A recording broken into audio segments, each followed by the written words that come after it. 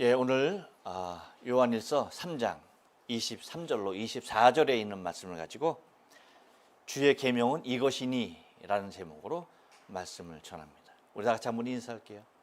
옆 사람과 그리고 앞뒤 사람과 그리고 사랑하는 가족들과 함께 인사하실 때 지난 한 주간 동안 평안하십니까? 인사합니다. 지난 한 주간 동안 평안하십니까? 평안하십니까? 평안하십니까? 오늘이 가장 더운 것 같아요. 먼 길 오시냐고 고생을 많았습니다. 요즘은 거의 우리 일상에서 보기 힘든 일이지만 과거에 우리의 삶 가운데 흔하게 되었던 일이 하나 있어요. 그것이 뭐냐면 재봉질되어 있는 부대를 잘 푸는 일이었습니다. 지금은 쌀이 어디에 담겨 있어요? 여러분 슈퍼에서 가면 쌀 어디에 담겨 있는 거 팔아요? 사요? 비닐봉지에 담겨져 있습니다. 아주 튼튼한, 그렇죠? 광합비닐로 돼갖고 웬만해서는 찢어지지도 않는, 손으로 찢으려면 절대 못 찢죠. 그러한 투명한 비닐봉투 안에 들어서 포장되어 있습니다만 과거 우리가 정부밀을 먹을 때 어땠습니까, 여러분? 다 두꺼운 종이 푸대에 담겨져 있어가지고 그 마무리 봉합되어지는 것이 뭐였어요? 그렇죠. 재봉질로, 두꺼운 실로 재봉질로 툭 해갖고 뭐예요? 다 봉합이 돼 있었습니다. 시멘트도 똑같죠. 그렇죠? 시멘트도 거의 비슷한 종이 재질에다가 담아놓고서 뭐예요? 마감을 어떻게 했습니까? 예, 재봉으로 마감을 했습니다.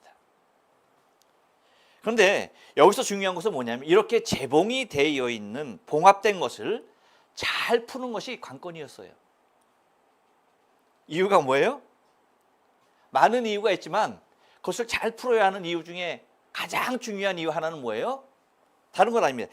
내용물에 손실이 없게 하기 위해서.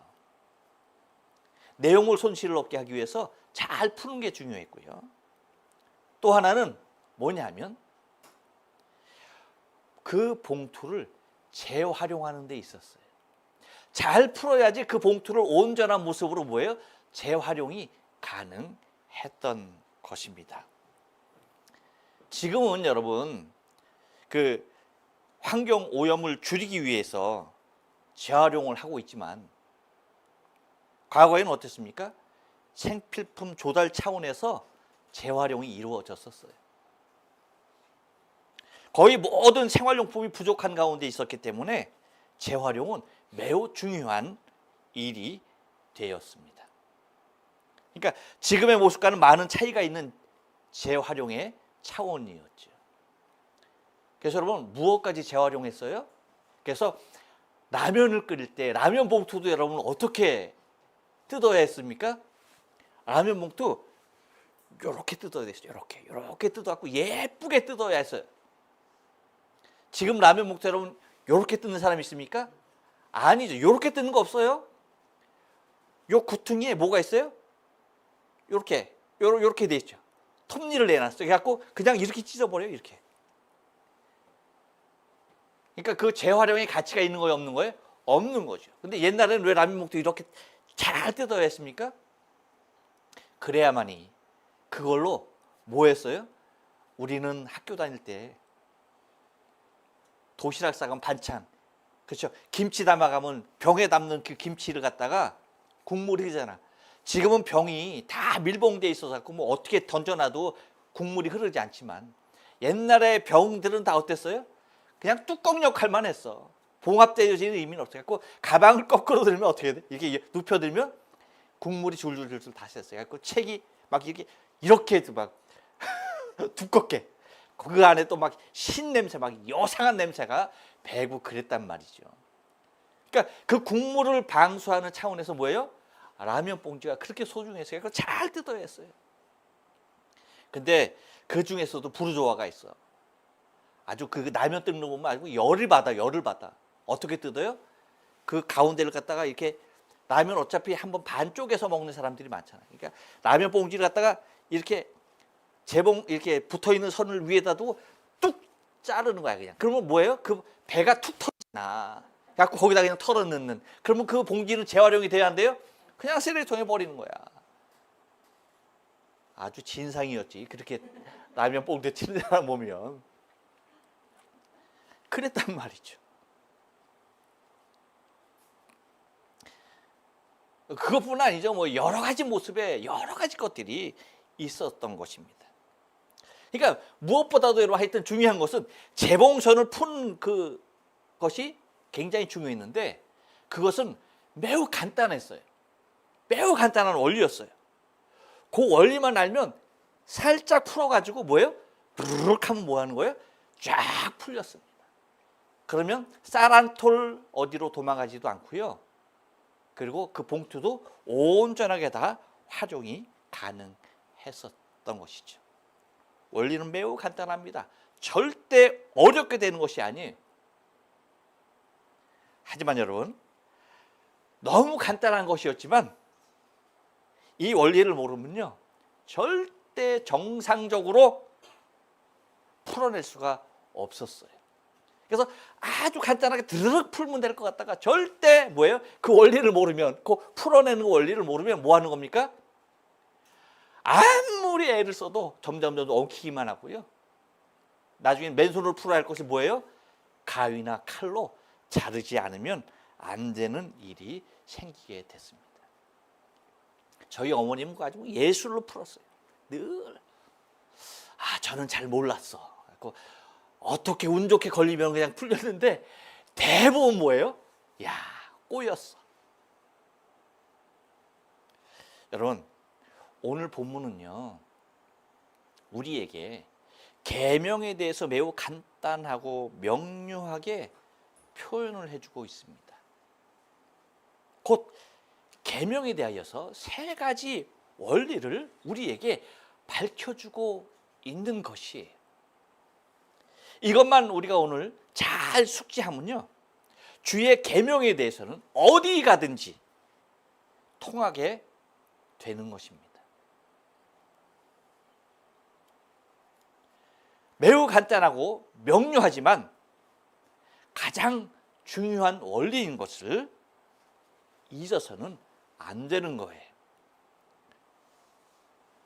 여러분, 계명은 우리가 전혀 모르는 것을 말하고 있는 것이 아닙니다. 전혀 새로운 것이 아니에요. 이미 다 알고 있는 것들이에요. 마치 쌀푸대를 푸는 원리와도 같이 간단하지만 원리를 잘만 숙지하고 있으면 주의 계명에 관한 한 아무런 부족함이 없게 될 것입니다. 그래서 오늘은 여러분에게 이걸 미리 말씀드리고 말을 하려고 해요. 한번 따라서 합니다. 주의 계명은 이것이니 믿고 사랑하고 지키는 것입니다. 한 번 더 따라서 합니다. 주의 계명은 믿고 사랑하고 지키는 것이다. 계명은 믿고 사랑하고 지키는 것. 계명은 믿고 사랑하고 지키는 것. 계명은 믿고 사랑하고 지키는 것. 여러분만 말합니다. 계명은 믿고 사랑하고 지키는 것. 계명은 뭐라고요? 믿고 사랑하고 지키는 것이 뭐라고요? 애인 아니야. 믿고 사랑하고 지키는 것? 애인? 이렇게 생각하면 안 돼. 그렇죠. 애인같이 계명을 생각하면 몰라도 애인만 덩그러니 생각하면 안 되는 거예요. 자, 믿고 사랑하고 지키는 것. 그것이 뭐라고요? 계명인 것입니다. 그래서 오늘 본문을 통해서 이 세 가지, 이 계명의 세 가지 원리, 믿고 사랑하고 지키는 것, 이것을 통해서 우리가 좀 은혜를 나누기를 원하는데요. 여러분, 한번 따라서 합니다. 계명은 믿는 것입니다. 23절 상반절 말씀을 다 같이 읽어볼게요. 시작. 그의 계명은 이것이니 곧 그 아들 예수 그리스도의 이름을 믿고. 여러분, 세상 사람들은요, 믿는 것이 매우 다양해요. 여러분 혹시 생각해 보셨어요? 생각 잘 못 해봤죠? 세상 사람들만큼 많은 것을 믿고 있는 사람들도 없어요. 심지어 뭐까지 믿고 있는지 아세요, 여러분? 원숭이가 자신들의 조상이라고 믿는 사람들이 얼마나 많은지 몰라요. 별걸 다 믿죠. 진짜예요, 여러분. 그래 안 그래요? 그렇게 믿는 사람들이 많다니까. 뿐만 아니죠. 고목이 나에게 복을 주는 것으로 믿어요. 그래서 울긋불긋한 거 막 달아놔요. 나에게 복을 가져다 주는 것으로 믿어요. 그것뿐 아니죠. 돌도 나에게 복을 주는 것으로 믿고 아주 그냥 어쩜 그렇게 예술로 쌓는지 모르죠. 뿐만 아닙니다, 여러분. 부적을 통하여서 이것이 자신을 지켜주는 것으로 믿는 사람들이 얼마나 많은가요? 사실 부적뿐이겠습니까? 자신의 주먹 믿는 사람들 얼마나 많은데요. 다시 말하면 이로다 말할 수 없는 엄청나게 많은 것들을 세상 사람들은 믿고 있어요. 근데 여러분 한번 생각해 보세요. 이렇게 많은 것들을 어떻게 다 일일이 믿고 살 수 있겠느냐는 거예요. 분명하게 알아야 할 것은, 여러분, 우리에게 믿음의 대상은 이렇게 다양하지도 않고 많지도 않다는 사실이에요. 세상 사람들은 많은 것을 믿으려고 하지만 그렇지 않아요. 그렇게 많은 것이 우리의 믿음의 대상이 아니라는 것입니다. 그런데 기독교 신앙을 가진 사람들 중에도 자신이 무엇을 믿어야 할지 모르는 사람들이 많이 있는 안타까운 현실이라는 사실이죠. 심지어 사람을 믿음의 대상하는 사람들도, 믿음의 대상으로 생각하는 사람들도 많이 있습니다. 그렇기 때문에 그에 따른 실망 또한 커서 신앙을 떠나는 사람들도 종종 있는 것을 바라보게 됩니다. 누구 때문에, 무엇 때문에 등등 얼마나 많은 부분에서 이 믿음의 설정이 잘못되어 있는지 모른다는 것이죠. 그 믿음의 설정이 잘못되어 있기 때문에 다른 엉뚱한 것에 내 믿음이 가 있기 때문에 그것들은 항상 뭐예요, 여러분? 변수로 작용하게 되어지죠. 항상 나에게 신뢰를 주는 것이 아닙니다. 항상 바뀌기 때문에 그에 따른 실망 또한 늘 잦게 다가오게 되는 것입니다. 또한 자신의 생각과 경험을 믿는 사람들 또한 많이 있는 것을 바라보게 됩니다. 그렇다면 여러분, 우리는 무엇을 믿어야 할까요? 과연 무엇이 우리의 믿음의 대상일까라고 하는 것입니다. 원숭이? 고목? 돌? 부적? 사람? 생각? 물질? 경험? 돈? 주먹? 여러분, 그 무엇도 우리의 믿음의 대상이 그것들이 될 수가 없다는 거예요. 세상 사람들이 갖고 있는, 믿고 있는 그것들이 우리의 믿음일 수가 없다는 겁니다. 오직 우리가 믿어야 하는 것은요, 옆 사람에게 얘기해 줍니다. 하나입니다. 그것이 뭐냐면 그의 계명은 이것이니 곧 뭐예요? 그 아들 예수 그리스도의 이름을 믿고라고 얘기합니다. 오직 우리의 믿음의 대상은 단 하나예요. 무엇만 믿을 수가 있는 거예요? 예수 그리스도. 오직 그분이, 오직 한 분이. 여러분, 믿음의 대상이 다양한 것이 아니에요. 주 예수 그리스도 외에는 그 어떤 것도 믿음의 대상이 아니에요. 만약에 예수 외에 다른 것이 나의 믿음의 대상이 될 때에 여러분, 그것은 반드시 나에게 무엇을 갖다 줍니까? 반드시 배신하고야 맙니다. 반드시 실망을 주고야 맙니다. 하지만 오직 한 분 주 예수 그리스도, 그분만큼은, 여러분, 세상의 모든 것이 실망을 가져다 주지만 그분만큼은 절대 신실하신 분인 것을 잊지 말아야 돼. 그래서 그분만이 나 자신의 믿음의 대상인 것이에요. 그래서 계명은 이것이니 무엇을 믿는 것이다? 예수 그리스도를 믿는 것이다 라고 얘기하는 겁니다. 그래서 그 아들이라고 얘기해. 그 아들 누굽니까? 하나님의 아들이죠. 독생자 그분이죠. 오직 하나님 한 분밖에 없는 아들 예수를 말을 합니다. 그래서 여러분 그 아들은 하나님 당신과 동등 되신 거예요.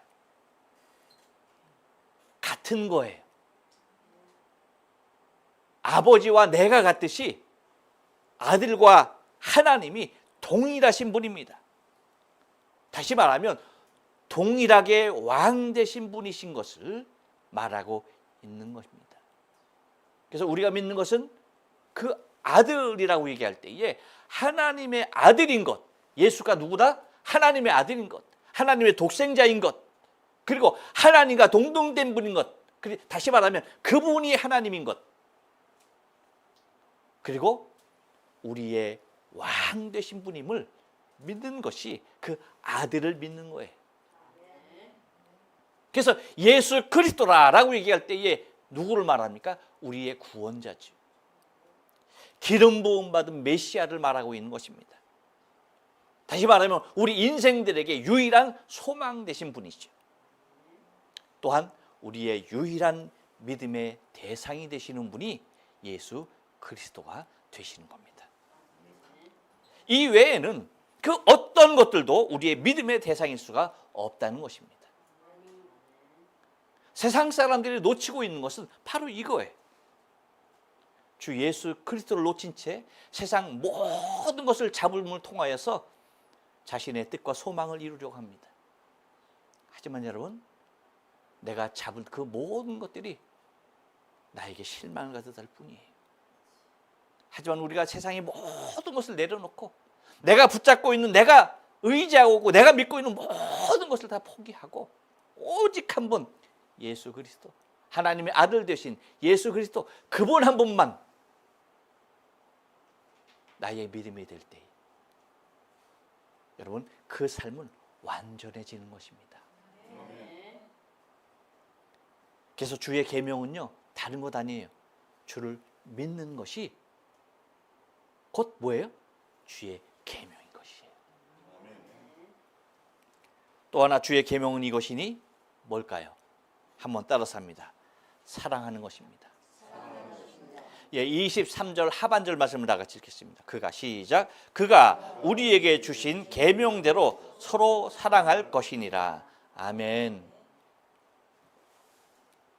여러분, 어딘가에 길이 있다라는 것은 무엇을 얘기하는 걸까요?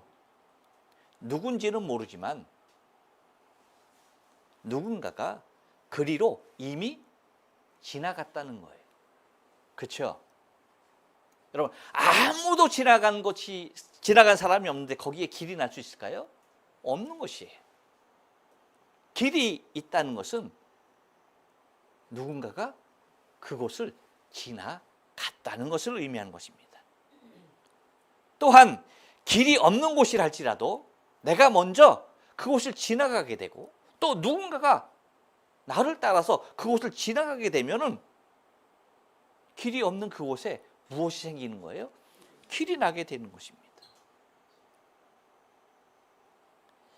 이와 같이 여러분, 우리가 알아야 할 것은 뭐냐면 우리가 서로 사랑할 수 있게 됐다라고 하는 것은요, 우리를 먼저 사랑하시는 분이 계신다는 것을 암시하고 있는 거예요.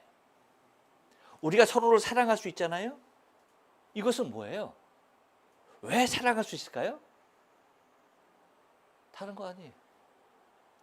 나를 먼저 사랑하신 분이 계시기 때문이에요. 내가 누군가를 사랑한다는 것은 다른 것 아니에요. 나를 먼저 사랑하신 분이 계시다는 거예요.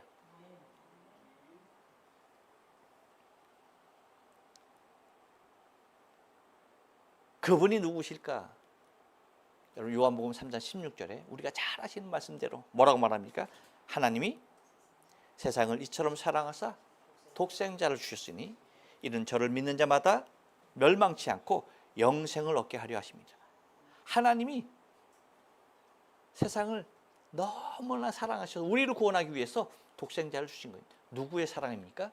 하나님의 사랑이에요. 하나님의 사랑이 우리에게 먼저 온 것이에요. 그래서 사랑의 기원은 하나님이십니다. 사랑은 어디에서 나온 거예요? 하나님으로부터 나온 겁니다. 그래서 요한 1서 4장 8절에 이렇게 말씀하십니다. 사랑하지 아니하는 자는 하나님을 알지 못하나니 이는 하나님은 사랑이십니다. 할렐루야. 그래. 하나님은 사랑이라고 말씀하고 있는 거예요. 곧 사랑은 어디로 온 거다? 하나님으로부터 온 거예요.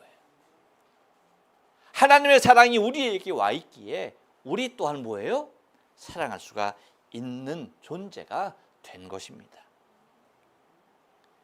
그 사랑이 우리에게 나타나신 바 된 것이죠. 여러분, 내가 원래부터 갖고 있었던 것이 사랑이 아니에요. 우리 원래 갖고 있는 건 뭐예요?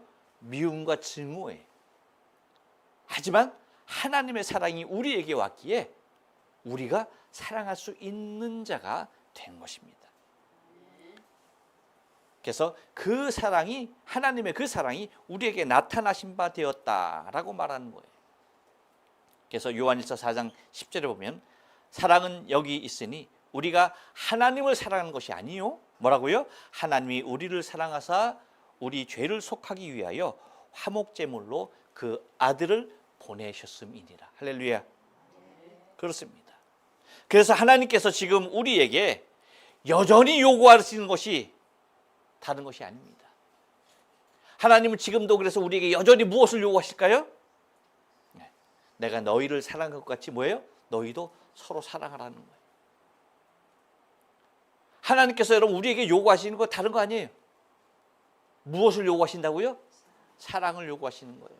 서로 사랑하기를 원하시는 거예요. 왜? 내가 너희를 사랑했으니까 너희도 서로 사랑하라는 거예요. 그러니까 서로 사랑하지 못하면 하나님의 그 사랑이 내 안에 있다 없다? 없다는 거예요. 하나님의 사랑이 내 안에 있는 증거가 뭐예요? 서로 사랑하는 것이라는 겁니다. 그래서 주님께서 요한복음 15장 12절을 통해서 우리에게 말씀하시는 것이 뭐예요? 내 계명은 곧 내가 너희를 사랑한 것 같이 너희도 서로 사랑하라 하는 것이냐. 할렐루야. 당신의 계명이 뭐라고요? 내가 너희를 사랑한 것 같이 너희도 서로 사랑하라. 이것이 주님께서 우리에게 주신 계명이에요. 그래서 서로 사랑하는 것입니다. 여러분 우리가 기억할 것이 있어요. 우리가 주님 앞에 우리 다 주님 앞에 갈 거잖아요. 그렇죠? 우리가 다 주님 앞에 가서 가장 많은 상급을 받는 것이 있다라고 한다면 무엇일까요? 어떤 것이 가장 큰 상급으로 우리에게 주어질까요? 아무튼 눈치는 꽤나 없어. 여러분이 겸손할 수도 있어. 지금 뭘 말하고 있어?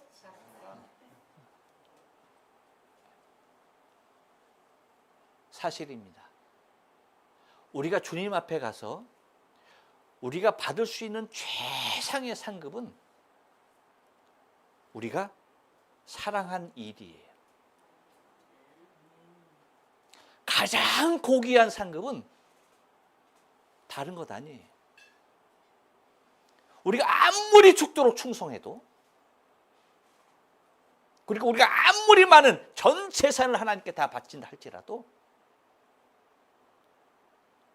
그리고 내가 내 평생의 삶을 통하여서 섬겼다 할지라도 가장 큰 비중을 차지하는 하나님 앞에 받을 수 있는 상급은요, 사랑한 일입니다. 절대 그렇습니다. 왜? 하나님께서 우리에게 요구하신 것이 뭐기 때문에? 내가 너희를 사랑한 것 같이 너희도 서로 사랑을 하시기 때문에. 반면 여러분 또한 우리가 주님 앞에 갔을 때에 가장 많은 모습으로 책망받을 수 있는 것이 무엇일까요? 불충성일까요? 인색하게 살았다고 할까요? 아무런 봉사도 안 했기 때문에? 평생 지멋대로 살다가 달랑 예수 믿고 왔기 때문에? 아닙니다, 여러분. 사랑하지 않은 일입니다. 우리가 주님 앞에서도 가장 큰 책망을 받을 수밖에 없는 것이 뭐냐? 그것은 사랑하지 않는 것. 사랑하지 않는 것. 그것이 우리가 주님 앞에 받을 수 있는 가장 큰 책망이라는 사실을 잊지 말아야 돼요. 사랑하는 일은 내가 주님 앞에서 가장 큰 상급을, 가장 큰 칭찬을 받는 일이기도 하지만 사랑하지 못했을 때, 사랑하지 않았을 때에 거기에 비례해서 우리는 가장 큰 책망을 받을 수밖에 없다는 사실입니다. 그래서 여러분 베드로전서 4장 8절에서 이렇게 얘기해요.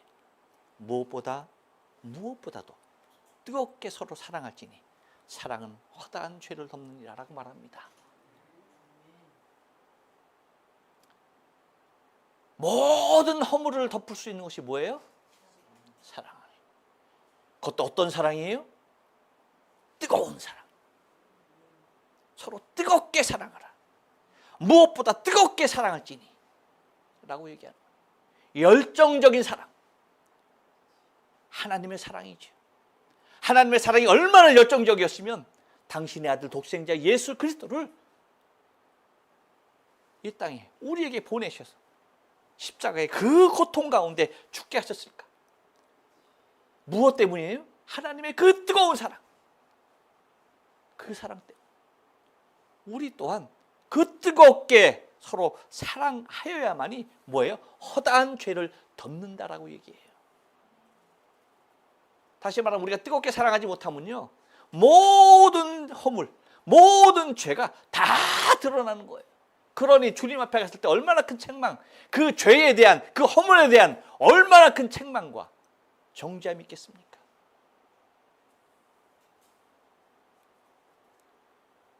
주의 계명은 뭐라고요? 사랑하는 것입니다. 또 하나 주의 계명은 이것이니 한 번 더 따로 쌉니다. 지키는 것입니다. 24절 말씀을 다 같이 한번 읽어봅니다. 시작. 그의 계명들을 지키는 자는 주 안에 거하고 주는 저 안에 거하시나니 우리에게 주신 성령으로 말미암아 그가 우리 안에 거하시는 줄을 우리가 아느니라. 아멘. 여러분 우리말에 구슬이 서말이라도 깨어야 보배라는 말이 있습니다. 여러분 우리에게 아무리 생명과 같은 계명이 있다 할지라도요, 그것을 지켜야지 그것이 우리에게 생명이 되고 계명이 되는 거예요. 주옥 같은 계명이 아무리 많이 쌓여 있어도 그 계명을 지키지 않으면요, 오히려 그것이 나의 잘못과 나의 죄를 지적하는 걸림으로 작용하여서 오히려 큰 불편함이 되고야 마는 것입니다. 그렇기 때문에 많은 사람들이 이 계명을 버리고 어디로 가는 겁니까? 계명 없는 삶을 살아가려고 하는 거예요. 그래서 소돔과 고모라와 같은 저 세상을 향하여서 그 세상의 삶으로 돌아가고 있는 것입니다. 계명의 의미는 지키는 데 있습니다. 계명은 다른 것 아니에요. 지키는 것이에요. 계명의 의미가 우리에게 주어질 수 있는 것은 오직 그 계명을 지키는 데 있다는 것입니다. 그 이유를 오늘 본문 24절에서 우리에게 분명히 밝히고 있는 것이에요. 그런데 여러분 이 계명은요, 말로 지키는 것이 아닙니다. 이미 하나님께서 말씀하신 계명을 우리가 당신이 말씀하셨으니까 우리가 말씀으로 지킨다? 아니, 이미 하나님이 말씀하신 그 계명을 우리의 삶으로 지켜야 하는 것입니다. 계명을 지키는 자라야 우리를 주 안에 거하는 자라고 밝히고 있습니다. 우리는 다 주 안에 있다라고 얘기해요. 여러분, 내가 그렇게 말한다고 내가 주 안에 있는 거예요? 아니에요. 그렇게 말함으로 내가 주 안에 있는 것이 아니고요, 계명을 지킴으로 내가 주 안에 있는 자가 되는 거예요. 말하지 않아도 계명을 지키고 있으면 나는 이미 주 안에 있는 겁니다. 그래서 뭐라고 얘기하고 있어요? 그의 계명들을 지키는 자는 주 안에 거하고 라고 말합니다. 주의 계명을 지키는 자들은 주 안에 거하고, 주 안에 있는 나 자신이어야지 하늘의 소망으로 살아갈 수가 있습니다. 비록 우리가 이 땅에 살지만 주 안에 있어야지 천국을 소유한 자가 되는 것입니다. 주 안에 있을 때 우리는 비로소 우리 안에 평안이 주어지는 것입니다. 세상의 환경이 나를 좌우하지 못하는 참 평안을 주 안에 있는 자만이 누리게 되는 것입니다. 또한 주 안에 있어야만이 참 기쁨이 자리하는 거예요. 여러분, 세상의 기쁨은요, 참 기쁨이 아니에요. 세상이 갖다 주는 기쁨은요, 허무할 뿐입니다. 세상이 주는 기쁨은요, 상대적이지만 주 안에 주어지는 기쁨은요, 절대적이에요.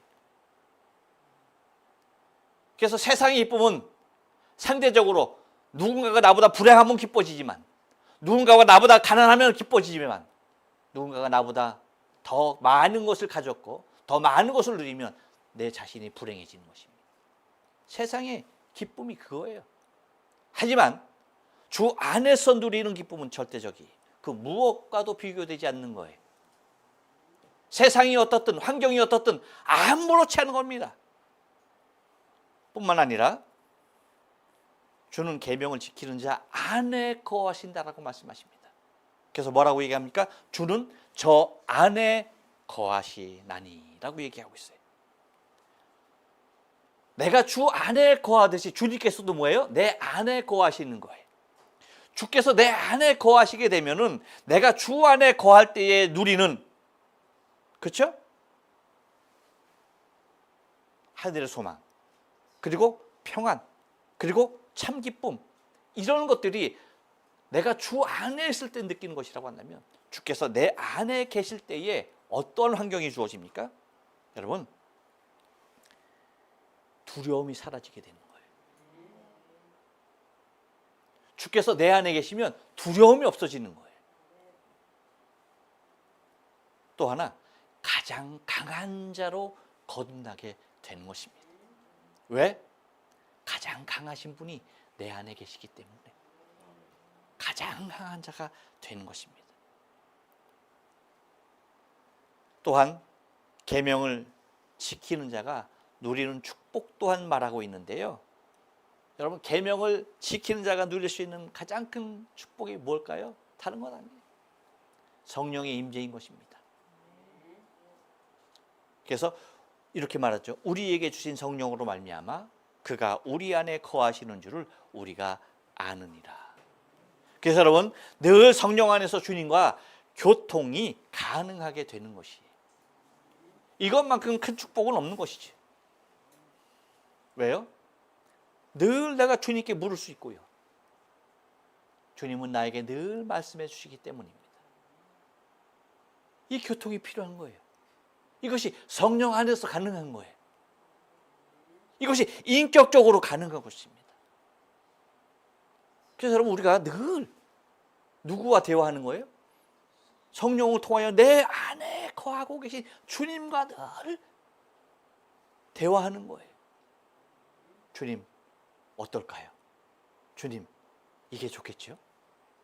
주님, 어떻게 하면 좋을까요? 주님 내게 말씀하세요. 그래서 그분과 늘 대화하는 것입니다. 어떠한 특정한 사건 앞에서도 주께 묻는 것이에요. 특정한 선택 앞에서도 주께 묻는 것입니다. 결정 앞에서도 주께 묻는 것입니다. 내 행동 앞에서도 주께 묻는 것입니다. 그러니까 늘 그분과 소통하게 되는 거예요. 이러한 것들이 계명을 지키는 자의 특권이 되어지는 것입니다. 바라긴 여러분, 주의 계명 안에서 늘 믿는 것과 사랑하는 것과 지키는 것, 이것을 통해서 주의 계명이 내 안에 날마다 살아있는 사람이 되어야 할 줄로 믿습니다. 한번 따라서 합니다. 계명은 믿고 사랑하고 지키는 것이다. 기도합니다.